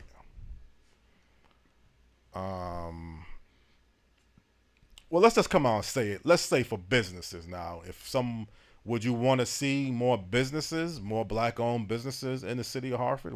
I'd love to see more black-owned businesses in the city of Hartford. My desire to see that, and the desire of some of the members within the organization to see that, does not make it so. It is different than, you have to have black. You have to have black entrepreneurs or business people who want to establish their business in Hartford. Right. There are a lot of people who don't want to come to Hartford. Successful white businesses don't want to come to Hartford because of the bureaucracy and the school system, things along that line. So, sometimes what you want and what is practical is still two different things. You can want something and feel you can put the effort out there to make it happen, but like we mentioned earlier, if you're trying to get a record deal and you're in the Springfield, Hartford, New Haven geographical area, although you can do things now differently in the past towards music, because I think one time you was kind of promoting that we should establish more of a music presence, if I'm not mistaken. I thought that was motion picture and content. More is what I'm pushing and was pushing. Okay. And still am to a certain degree, but not as vocal right now about it, but it's on top of mind. But you mentioned the group that was from here, Jagged Edge. Yes. They were trying to get a record deal, and they did. There are a lot of people from Hartford who are famous and very successful in the music industry. Ronnie Song is one of them. Ronnie Song, right. Just to name a few. There are people in Atlanta, in New York, in Nashville, in LA, in Chicago, in Philadelphia who want to get a music deal and can't. Right. So it's not because you're from Hartford that you can't get a music deal. It's because you're not in the right place at the right time with the right set of talent. There's a lot of people that are quite talented who want to produce records or make music, but they don't need, it's like trying to get in the NFL. In the music industry is looking for the best of the best of the best. Right. And so your desire to do it, while admirable, does not mean that you're going to succeed or that someone, has to, bend over backwards to make a way for you. There's an old saying that your talent will make, room for you. Well, I haven't spoken to Jonathan Black. We had him on earlier during the year, and he's trying to spearhead the movement to bring television and film and digital media to the state of Connecticut. I've spoken to him on that subject not too long ago. And it's not, has anything changed since the last time he was on the program? Let's say for the better, for the worse, or about the same? Well, things take time. Things take time, and, your vision has to be aligned with other people's vision, and those people have to have the capacity to move your vision forward. Once again, there are a lot of talented people who want to do a lot of things, but there are also people who want to, who are in competition with you. Exactly, yeah. Well, even here locally, I spoke to Reverend Henry Brown, who does the radio show on RTC, not the Reverend Henry Brown as the activist. And he was blowing some smoke or talking about he wants to establish a presence again at WRTC radio station. He wants to do a show. He wants to add on-air talent and other people. And this has been going on now, this conversation. It's getting a little bit more serious from what I was picking up talking to him a few months ago, but it just hasn't happened yet, you know. So it's making me to believe, Stan, and I'm not abreast of what's going on at the Hartford Public Access Station. I guess the best way is just to go down there or call someone and find out, is that station or that, you know, station still producing daily talk shows. I doubt it, but I'm not 100% sure. I don't know the status of the station, but the station doesn't produce stuff. People in the community produce stuff through the station. Okay. So again, I don't know if that's happening. Right. So the number of talk shows or sports shows or anything else that they produce is dependent upon a community or individuals that want to do the work. Mm-hmm. If folk don't want to do anything, then nothing will come out of it. That has less to do with the station and more to do with the individuals. Well, with Reverend Brown with the radio show, he is definitely, I guess he wants to do the work. You know, he's put some time in the past. I guess the COVID situation and some other things kind of changed their format. I know Marvin Mink is still on WQTQ. He's been real consistent. But you talk about a media presence and I gave you credit again for what you're doing with AccessTV.org network, and this is a commitment that you have to make. I mean, it might seem like it's just no big deal. You just pop up every Monday, you come on the air, and bang, bang, bang, everything is in order. But you have to make a commitment and a dedication to do what you do. I don't know how much it costs, but there's a price tag for production. It's not free. It's free on my part, but you know, it's like my mother and other people told me, there's really no such thing of a free lunch. Somebody has to pay for something. Well, someone does. There's what's referred to as we used to use a formula at the station. It was cost. I can't remember what it was. It was a value of use. Mm-hmm. The value of use formula. Mm-hmm. And so what we did is we took our annual budget and we divided it by the number of hours that we were open. Mm-hmm. And that determined the cost of use per hour. Mm-hmm. And then we determined that, and I think we divided that by, so I should know this because I came up with the formula. Right. But then there was an offset because, of course, all of the time that we're open, we don't do production. Mm-hmm. But so there was a value assigned to the hours of use. Mm-hmm. So when producers would sign out equipment, they would get they would get on the paperwork how much it costs to use that equipment. Right. All right.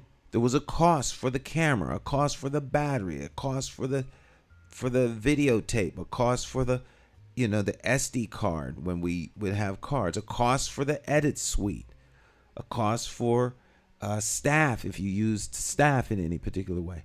That way they understood what the value of the use was.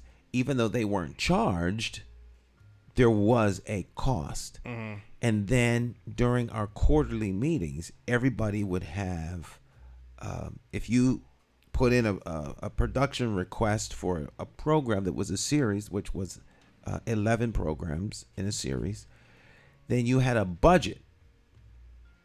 Your budget was X amount of dollars, which would be the 11-week cost of the production plus editing. And that was what we granted to you, a value of use grant. Mm-hmm. And every time you use equipment, it would be deducted. That way people understood how much what they were using cost. Because if it's free, it's worthless. Yes. It's worthless. Mm-hmm. It has no value because it's free. Mm-hmm. So there is a cost or a value assigned to every hour that the studio is in use. Now, of course, I'm using the studio, so I'm not gonna come out of pocket to use my own facility. Mm-hmm. And of course, I don't charge any of the producers. Right. Okay. Because you all are here, there's content produced, and I love doing this, but there is a cost, so it's a give back and a mutual benefit. But there is a cost. Exactly. And I mean, whether it's advertisement or title sponsorship, however you want to break it down, and I have referred this network to one or two sources. One in particular, I'm not going to call the name of the source. I think you might have an idea who I'm talking about. But whatever the case may be, and I don't want to say this again to sound like I'm whining, and I know businesses, it's not easy for people to pay you for something. I mean, a job, obviously, the Department of Labor means if someone is going to be now, what do you employed. mean it's not easy for people to pay? Well, people can take things for granted. They want one time when this network was not. I left this network in 2017. You came back in 2020. We scaled back our operation. Right. We came back on the air because of COVID and Black Lives Matter and all that stuff. Right. But at that point, it was like a transitionary period, and I was trying to pitch some ideas to some people, and I was even telling some people, okay, just the test to see if they was going to be interested. This wasn't even an accurate figure. I said, okay, if you was to have a guest and the guest was to come on the show, it would cost $25. They said no, they can't pay $25, so, and you're going to come on for 30 minutes to an hour. And I understand, if you don't feel you need to pay for something, why, like you go to the library. I think you've told me this before. If the library started to charge people to come into the library, let's say $20 an hour, people would probably stop going to the library because you're used to having something for free. Because it's free. But when you put up front, and it's up to the person to decide if they want to pay for something. You tell someone it costs, for production costs, a certain amount of money. They got the right to say yes or no. Right. There's a lot of people who do not produce anything in television. There are a lot of people in business. They don't have a television commercial. They don't have any. They don't take out ads in the newspaper. They use word of mouth. They wouldn't think of paying money for an ad because they just don't. They don't see any value in that. Any value, right? So these are business decisions that businesses make. And then you have other companies like McDonald's who heavily rely on advertising, even though word of mouth does very well for them. Right. So these are decisions business people make. Some business people are more savvy than others. There are companies that don't do any outreach. They have no communications, staff, or don't want to pay for any of these things. These are decisions people in charge make. Right. And sometimes you can't look at the little bit of. You can say $25 is like a drop in the bucket, but again, if you don't feel you need to pay for something, if the library told me I gotta pay $25. $20 to come into the library for a couple of hours, you may not go. I may not go. Yet there are people who don't necessarily use the library who will donate thousands of dollars to sustain and support the library because they believe in the value of what libraries do. And though they could go and sign out a book or use a space or rent a movie or something like that for free, they value the library. Right. And will come out of pocket. You can't necessarily say because somebody doesn't want to pay for it. There's a lot of reasons. And you also have to consider who you're talking about. Like, who's the user? Yeah. And there's plenty of people who use the library that would pay. And then there's plenty of people who won't. So, but again, if you're accustomed to having something free, then you're not gonna pay for it. You're not gonna pay. Yeah, you start telling guests Well, it's airtime. You don't. It's inappropriate to charge. Inappropriate to charge. Yeah, you're right. You're right. To be on the air. To airtime, right. There's a better way, and there's another way to offset the cost of production than, like you say, charging guests and other sources. Right. Most guests will not take you seriously if you charge them to come on your show. And I would never decide.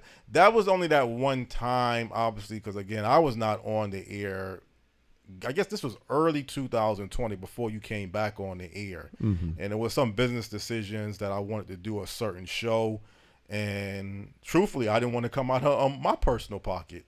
So now I'm trying to talk to the guests to say, well, this is how much stand costs. All right, so you want a show. You don't want to pay for the show. You want your guests to pay for the show that you want to do. That's like, that's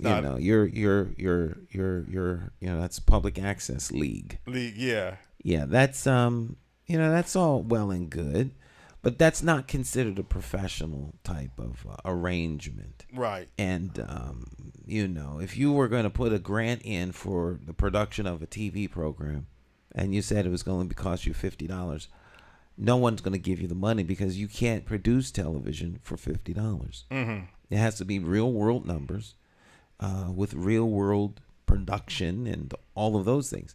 Television is very, very expensive. Mm-hmm. And again, my old motto, there's some things I will talk about on the air that I won't talk about off the air. Some things I'll talk about off the air that I won't talk about on the air. And there's some things I'll talk about both. And this might be one category. Let's say the North Hartford infrastructure project is a real important project. North Hartford infrastructure project. You talking about MDC? MDC? Dealing with the water and the sewage issues. All right. And this is targeting particularly, let's say, the east section and the Granby Street section, Albany Avenue, some other areas too, but those are some of your main areas. And it needs to be whether whoever's collaborating with MDC or the state government. This is a big project. I mean, I don't know if people want to. All infrastructure projects are big projects. There's the I-84 project that's getting ready to happen. Right. There are a lot of projects going on in the region, in the area, in the city, and these are major projects. Well, where me and you can kind of agree to disagree, and you believe, honestly, the number one goal is to provide the proper water, deal with the raw sewage issues, right, getting into the water and making sure that that is not going to continue to happen, and some other issues with the flooding. I'm saying, yes, that is the number one priority. But if there's some business opportunities for minority contracting participation, some other job opportunities for residents, why not have that as just as another important piece of the puzzle? It wasn't put into legislation. You can't put it into legislation. So you can't do that. Okay. So you never looked at the Clean Water Project in the past as an economic development project. That's because it isn't. It isn't. No matter what Reverend Ritter was trying to state. It doesn't matter who wants to state whatever. People are free to state whatever they want. Okay. There's people who state Stan should produce television for them for free. And can make a whole justice. I don't care what they think. It's my time. They don't determine what I do with my time and money. But how, okay, you didn't look at the Clean Water Project as a minority contract, as an economic development opportunity. It is not an economic development opportunity. There are opportunities for there to be economic development, just like Atlanta's Hartsfield Airport. That doesn't mean that's what it is. Right. It is a program to put an airport and by extension a whole lot of other things. But the rest of it is politics. But I believe the minority contractors would side different with you. It doesn't matter what they side, Jonathan. That's their desire. There's an opportunity for them, right, to make lots of money as minority contractors. Someone's going to make money. May as well be them. May as well be them. Yeah, exactly. But that's not what the project wasn't. The project isn't on the table and on the drawing board for them to be rich. It's there to make, to the degree that the water and waste treatment system that we have in this city should do two things: provide clean water and eliminate the sewage from people's houses and process it so that it can be disposed of in a way that's environmentally safe. Right. There is a failure in the system when sewage is backing up into people's houses. Now, when there's sewage backing up in your house, you don't want to hear about economics. You want to hear about, I don't want the sewage in my house. I don't want it in my restaurant. Right. I got to get this out. And someone said, well, we're trying to make some people rich while we do that. So you just hold on to the sewage until we make that happen. You don't care about that. It's supposed to take the sewage away from your house and process it. And it's supposed to bring you clean water. Now, can there be opportunities? Absolutely. Right. Because can minorities have access to that? Absolutely they can. Should they? Absolutely they should. Should we fight for it? Absolutely. But it is not an economic development project. Period. I'll have that discussion with anybody, anytime, anywhere. Their desire to turn it into that is not what makes it that. Well, you look at economic development projects, obviously, if it's like a business that can turn a profit. Like if someone establishes a company or a business and they're making a profit, is that what you look at as economic development? Economic development can be many things. If economic development is to happen, you have to have access to clean water. So by extension, having a clean water system where you can have water to drink, water in a house. You build all these houses, all these apartments, they need water. Where are we going to get the water? All right. How are we going to deliver the water? Is the water safe? As we build new factories, they need water. Do we have the water supply to contribute to that? New schools, they need water. We need to attach sewer to those new schools so that the sewage can get out of the school and the wastewater can get out of the school and get back to the system downtown without overflowing and stressing out the system. These systems need to be designed. They're designed to operate and work the way they're supposed to work. They're not designed so that people can make money. Yeah. That's my point. Now, without those things, there can be no economic development. So you can nuance and word spin and all that kind of stuff to make this into an economic development project so as to justify or qualify a particular argument, but at its heart and base, it's designed to do something that's very, very simple. So when Maynard Jackson mandated that there had to be a 30% or 25%, whatever the accurate number, and he's gonna make some black millionaires, right?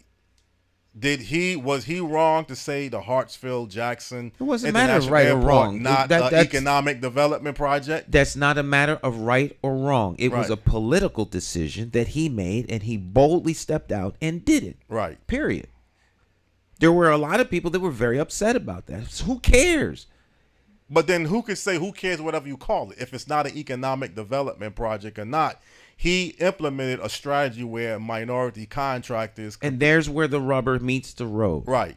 He implemented it in spite of folk who did not want him to. And that's what I'm saying. Who cares? Talking about it does nothing. We need individuals in power, in place, who can implement it, not talk about it. It's not been implemented, has it? Well, yeah, because the last minority contractors, there was no way to implement them getting a certain percentage of the contracts on the clean water. Right, because those are political decisions. And And if you were not in the seat of power or control the levers of power, all you could do is march and hold a sign. I have plenty of videotape of me marching, holding signs in front of the MDC. I lost a client. Oh, you have? Marching in front of the MDC. Oh, you did? Oh, yes, I did. Okay. All right. So I understand where you're coming from. But all of that doesn't make it an economic development project. That's all I'm saying. And also you lost your job. However, they want to classify the reason why they fired you at the Hartford Public Access Station. Many people would believe it's because you decided to run for mayor in 2007. It was. Okay. So you've taken some bold steps towards fighting for something that you believe in. So I don't want to get always. wrong. So it's not for me to try to convince you to buy into something that you don't really believe in, or you don't think is a number one priority. I didn't say it was a number one priority. Mm-hmm. I didn't say it was or wasn't a number one priority. I'm saying it's not an economic development project. Right. That's what I'm saying. Now, if minority contractors have the means to get some contracts and they came to you or the Greater African American Alliance. The alliance has nothing to do with that. Nothing to do with that. If I was the mayor, right, I would do everything in my power to make sure that there is compliance with projects that are done in the city of Hartford, and that there is a minority component. There is local ordinances and legislation on the books here in the city of Hartford that currently are not being enforced, and that's why you see things happening the way these are the awards and that the victor gets. Elections have consequences, right? So if you want these kinds of things to happen, then you need to vote for somebody who's going to fight for them, right? Not somebody who's going to talk about it and then when they get in office do the opposite. Right. The people make this decision, right?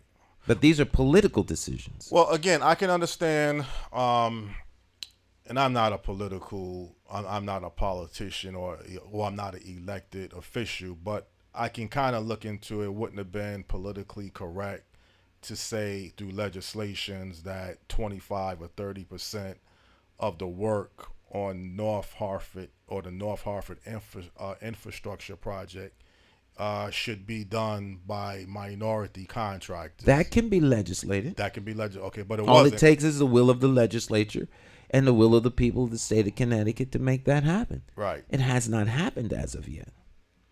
These are political decisions. And nobody dropped the ball by not implementing that or not advocating. It's not a matter of dropping the ball. It's a matter of political might, muscle, and power, Jonathan. Okay. Everything you want to do, there's someone that doesn't want you to do it. Mm-hmm. Everything. Yeah. Somebody wants pizza. Another person wants West Indian food for dinner. Mm-hmm.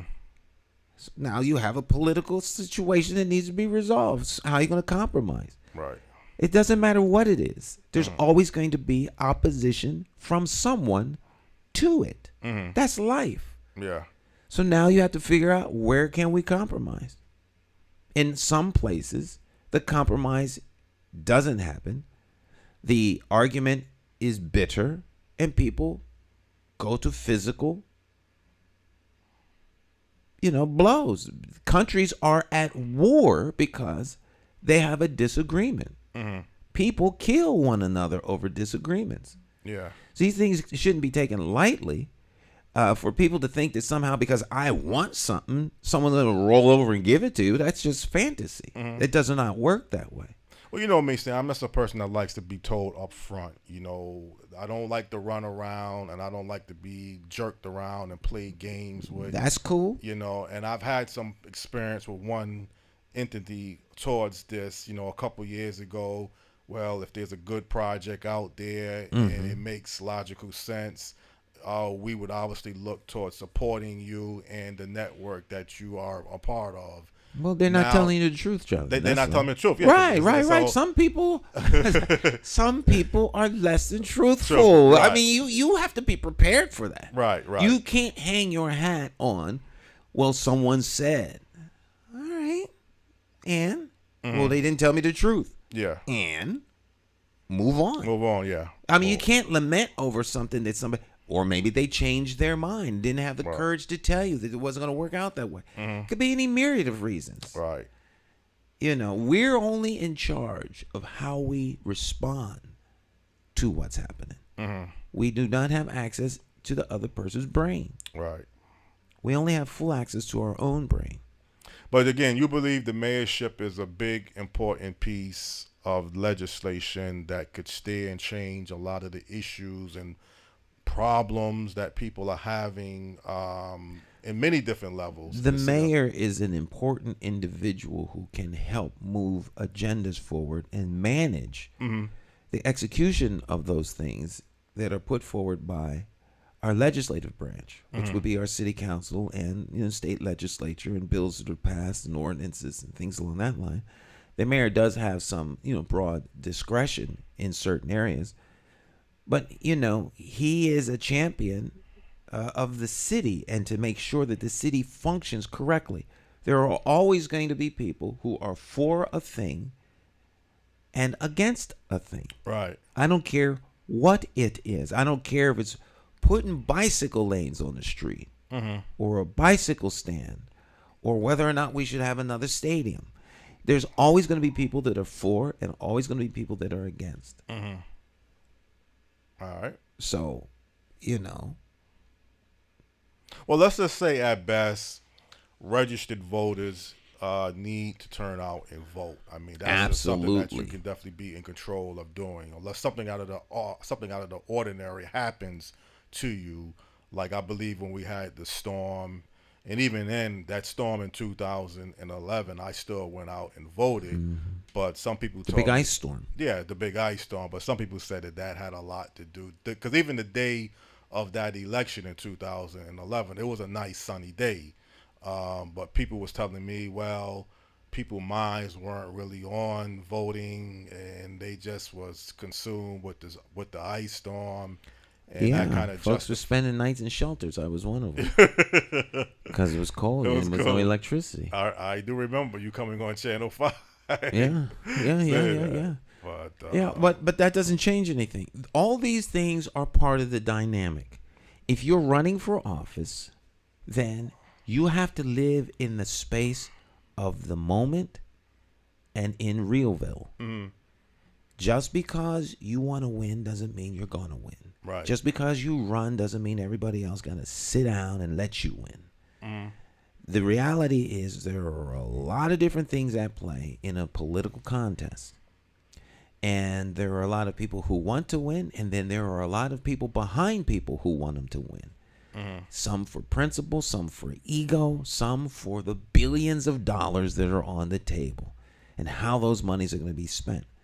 Some because they just love their community and want to see their community do better. Right. So the people that are all in this big mix, the ones who come out and vote for their candidate, if they have a majority, they will win. This is not rocket science. It's a mathematical equation. Whoever turns out to win, whoever turns out to vote the most will win. Yeah. Am I being pessimistic if I'm saying I don't think it's going to be a high voter turnout in Hartford for the mayoral election? I don't know whether that's pessimism or whether that is a fair assessment based upon what you're picking up on the street and what you're picking up through questions and talking to people. It's very difficult to say. All people can do is forecast. On election day, we will know. September the 12th, we'll have a better understanding of the minds of the voters in this region by whether or not they come out. Those voters, of course, will be all Democrats, but the majority political force in this area is Democrat. Yes. So if the Democrats come out and vote for whoever is going to be their party endorsed individual to run for mayor, and numbers, like overwhelming numbers, then you'll know that that's a good sign of the rest of the electorate, the unaffiliated, the working families, the Green Party, the Independent Party, and the Republican parties. These people who knows what they'll do. But when we will be able to test this for sure come September the 12th. Okay. You'll also be able to test the strength of the people who are running by the number of people who came out and voted for them. So come September the 13th, we'll have some answers. By September the 14th, we will know emphatically, because enough time will have passed for us to look at the numbers. Right. So gauge September the 12th towards the voting pattern of the people that's turning out to vote, and then who they vote for, who wins that particular primary. Right. And then now that's your strategy now to go in November to say, well, this is the candidate most likely that I got to target. Well, we're going to be participating in the general election for mayor, because that's what we're running for mayor. We're not running to be the representative of the party. We're running to be mayor of the city of Hartford. And that's basically all I can say or will say. It's not a strategy. We have strategy, but that is, I don't want to give people the impression, as you are suggesting, that your strategy is. So, but you'll be running as an independent in November? Petitioning candidate. Okay. Right. So a petitioning candidate.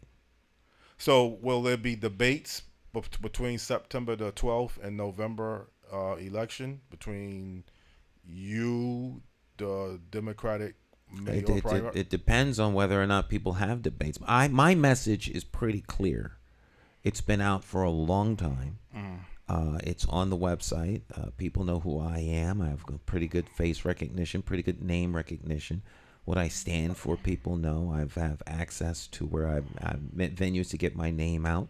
So my presence at a debate or not will have little impact on whether or not people understand what I'm doing. I will be at some debates. I will not be at others. So most of the debates for the primary between now and election, if you're not on the ballot, you probably will not be invited to the debate. But it all depends on who's putting the debate on. Right. That doesn't mean I won't answer the questions asked at the debate. But will you? Well, you're not going to be invited to any debates. I have up been until not. September. I've been not. I've been. None of us that aren't on the ballot can come to the debate. Can come to the debates. Right. I shouldn't say we can't come to debate. We won't be on the debate. We won't be on the panel. Right. Right. But we can answer.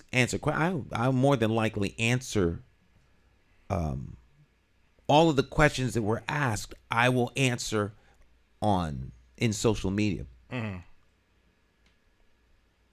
And then once the primary is finalized, then it would be a good sense to try to get on other media networks going to the election. That's when you're going to see a lot of commercials. You'll see lots of commercials. People will be on, Dennis's program if Dennis invites them. Right. But the majority of Dennis's audience is outside of Hartford. Right. So you got Real Stories on Fox 61. Right. And I mean, all of the networks' audience is outside of Hartford. It's not just Hartford. Right. It's the majority of the viewership for the networks is outside of Hartford. Right.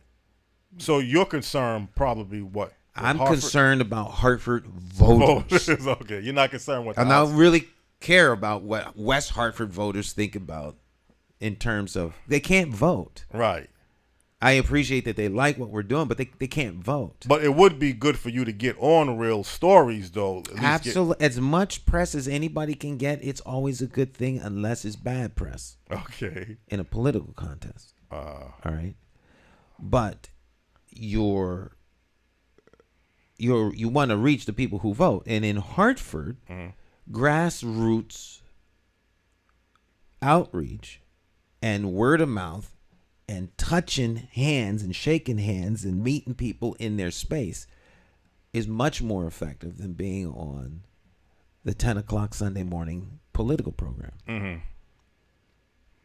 But also you want to get endorsed at some point by some other sources. You've been endorsed by a few sources now. The biggest endorsement comes from the people on election day. The endorsement helps. Endorsing a political candidate is favorable to the candidate in that one, they got the endorsement. But unless those people are pumping money into the campaign, or more importantly, human capital, manpower, into the campaign, they're going to put some boots on the street, holding signs, manning people at the polls. It really doesn't. It really doesn't matter. Okay. It's a head game. It helps the candidate feel good about themselves. But in the real world, it's like reinforcements. We endorse you to win the war, but we're not going to give you any reinforcements. So when you're in a fight, you need people. So are they going to go door knocking? Are they going to be out there on the street with you? They're going to hand out, throwaways, palm cards. They're going to, casual stuff that you can get rid of. Are they going to do that? Are they going to advocate for you in your absence? They're going to be surrogates. All those kinds of things are very, very helpful. And a lot of times when you get an endorsement from somebody, that works. So if you get an endorsement from a union and the union members are out there helping you win, that's fabulous. That's fabulous. So, of course, you want any and all endorsements you can get. Every candidate wants that. Unless it's from an entity that's not good. And again, you can only do so much. I mean, you can't make people turn out and vote. No, you can't. You can just go out there, show that you're running for mayor. It's important to vote, but and you can may work towards if somebody got transportation. I can't see how this could be a problem, but if people want to use that as a excuse, well, I don't have a ride to get to the polls. They don't want to vote. They don't want to vote. It's like people coming to church. Right. Well, the church van will be by to pick you up. Well, baby, I know the church van came, but I didn't hear the horn blowing. Right. Well, you should have been looking out for it. Looking out. I was, but my hearing aids battery was dead. Yeah. They want to come to church. I didn't have anything to wear. I was going to come, but I had my suit was in the cleaners. I just couldn't get there in time to pick it up. People have excuses. Excuses, right. Excuses. Right. The new iPhone 50's coming out. Oh, where were you, man? I was in line at the mall. I had to wait for 50 hours to get this new phone. Yeah. So it depends on what people want. If they want to vote, they'll come. All right. Well, let's wait for the primary and see how that goes as the first vote. I know that's not your concern because you're running for the general election, but still you want to look at if Hartford registered Democrat voters. Somebody's there's gonna be two losers. Yeah, coming out of that. Coming out, only one winner. One winner. Okay. One winner. So whoever comes a close second, you don't go by that. It doesn't matter. If it's a close. It doesn't matter. You lose. You lose. Right. But if you lose, would that person be able to still run in November, or that's pretty much it? It depends on who the loser is. Oh, okay.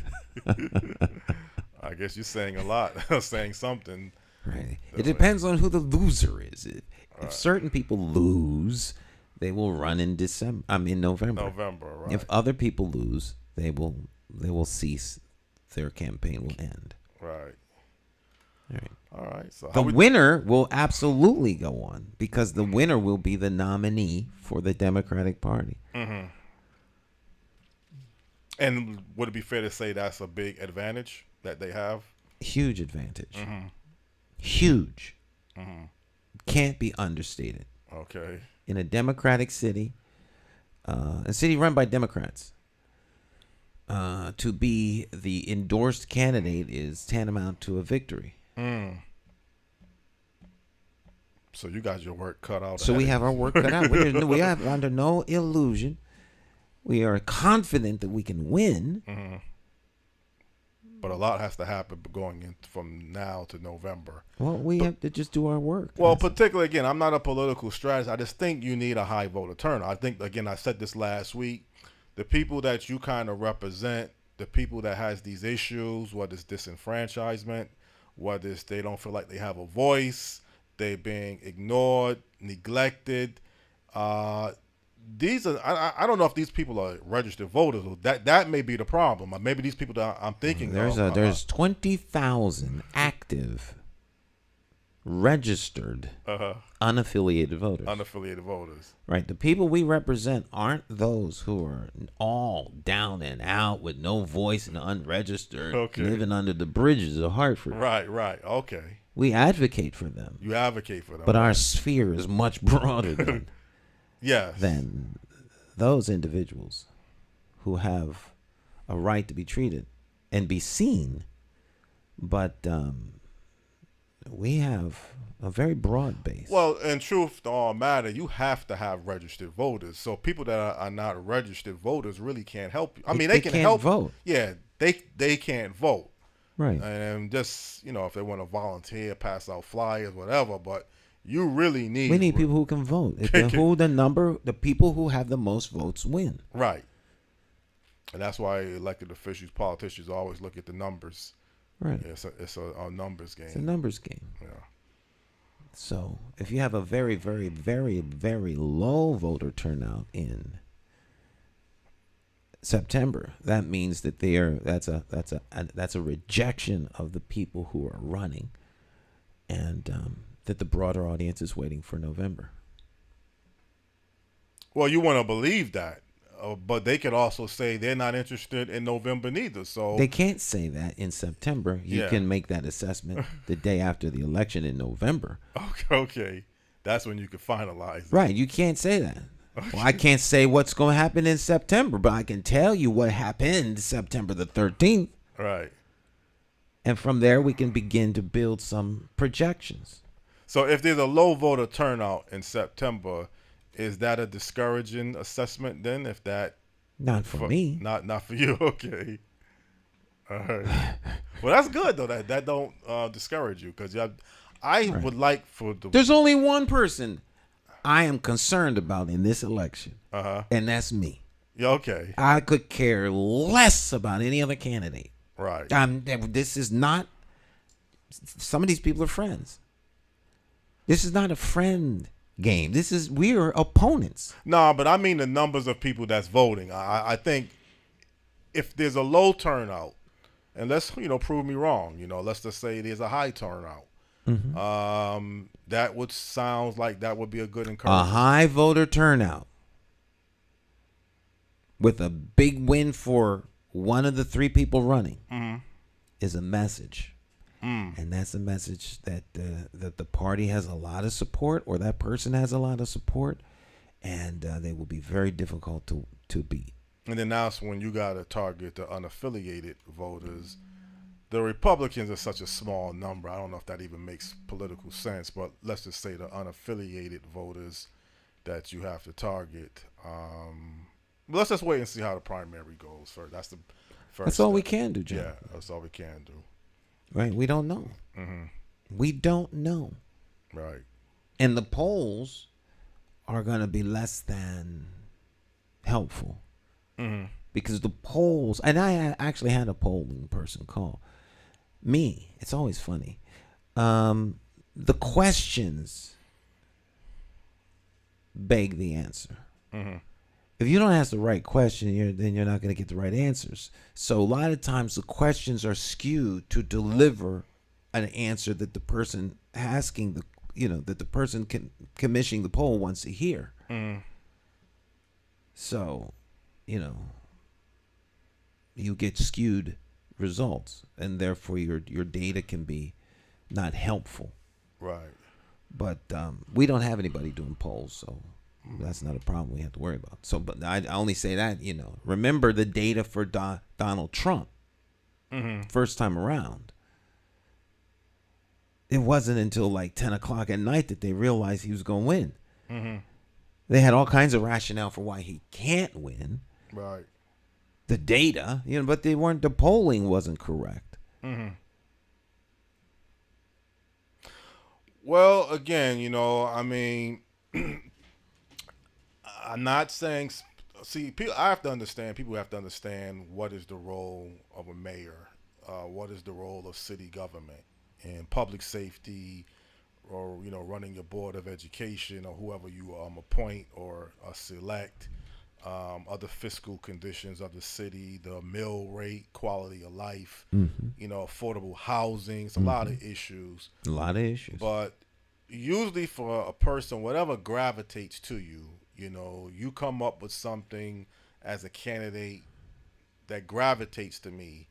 You could almost say it's like you're telling me something that I want to hear, but then that's not always the best strategy, because if you can't deliver it, then it doesn't make you real. It doesn't hold you as a credible person. But that is very, very true. But unfortunately, the vote's already been cast, and the uncredible person is in office. Is in office, right. Because they told you what you wanted to hear. Now, oh my God, they lied to me. They was less than truthful. Now all of a sudden everybody wake up, it's too late. So you have to do your homework in advance of the voting day.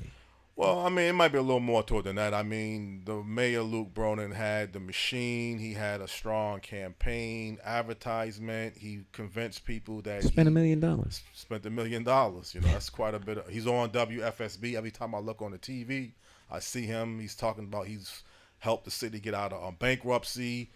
He's helped develop new housing. So people bought into that.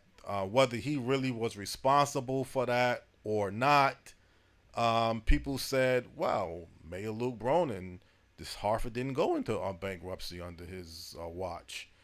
Maybe he did something correct. Whether, again, it was his ability, people bought into that. And again, $1 million. I don't know so much that people bought into it. I think that some of the things that were done are things that were not so bad. You can't take from the mayor the things that he did that were beneficial for the city. That would be disingenuous. It would be wrong. Right. That doesn't mean that one is in agreement with him. There's clearly a lot of people who appreciate and like the mayor. Otherwise, he wouldn't have been elected. There is an agenda, and there is a vision and a plan to implement the things that the mayor has done, and that plan is still in play and still in place, and there has been selected an individual to carry on that plan. So, anyone that wants to change that trajectory needs to vote for someone other than that person. There are things that many believe should be attention given to. Now, whether or not that'll happen remains to be seen. And we'll find out in this election. That's why you have elections. And then after the election day passes, there's a mandate. And those people everybody get behind the winner and let's move on. Well, that's pretty much all you can do. That's all you can do. At that point.